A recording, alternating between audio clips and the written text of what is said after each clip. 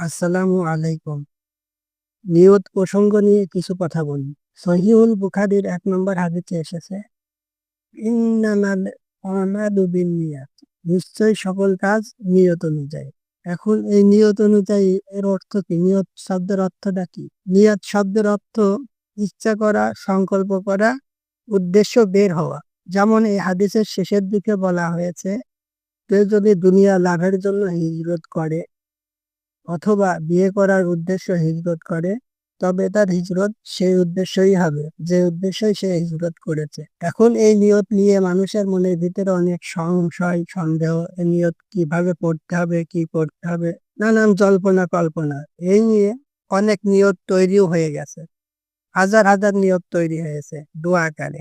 মানুষকে যদি সালাতের কথা বলা হয়, আমরা তো গ্রাম অঞ্চলে বসবাস করি, মানুষকে সালাতের কথা বললে আমার নিয়ত মুখস্থ নাই গো বলে বসে থাকে। আসলে এই নিয়ত মুখস্থ করার কোনো জিনিসই নয়। নিয়ত হচ্ছে ইচ্ছা করা। কোনো কিছু ইচ্ছা করাই মনে মনে, এটাই হচ্ছে নিয়ত। যেমন সালাত আদায় করব, আমি মনে মনে এটা ভাবছি, ইচ্ছা করছি এবং ওযু করতে যাচ্ছি, অটোমেটিক আমার নিয়ত হয়ে যাচ্ছে। তারপরে উদ্দেশ্য করা। উদ্দেশ্য করা কি? কেউ মারা গিয়েছে, জানাজা হচ্ছে, আমি বাড়ি থেকে উদ্দেশ্যে বের হলাম, এই তো আমার হাতে নিয়ত হয়ে গেল। এই সিম্পল বিষয়। আর এটা নিয়ে আমাদের সমাজে এত কঠিন করে তোলা হয়েছে যে মানুষ সলাতই আদায় করছে না নিয়ত মুখস্থ নেই বলে। আসলে নিয়ত করার কোনো বিষয় নয়। এই যে নাইতো পড়া হয় জায়নামাজে দাঁড়িয়ে, এসব নিয়ত কেউ করবে না।